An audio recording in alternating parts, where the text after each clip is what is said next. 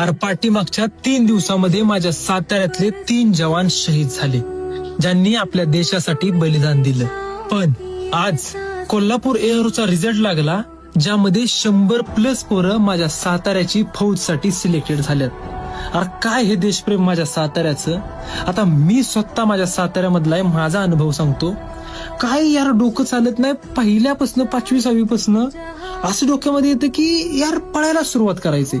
आपल्याला बाकी नोकरीच नको, आपल्याला दुसरा जॉबच नको, आपण शेती करेल एकतर, नाहीतर एकतर फौज करेल.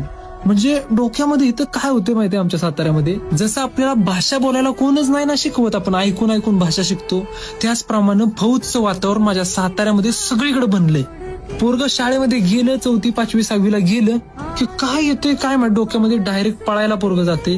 डायरेक्ट त्याच्या डोक्यामध्ये एकच जाते की आता अभ्यास करायचा, 1600 मीटर मारायचं आणि भारतीय सेनेची वर्दी चढवायची. आणि या वर्षी पण माझ्या साताऱ्याची 100 पोरं सिलेक्ट झाली.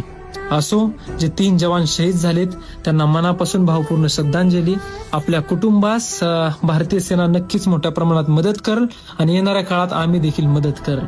बाकी 100 पोरांचा ताफा फौजसाठी तयार झालाय.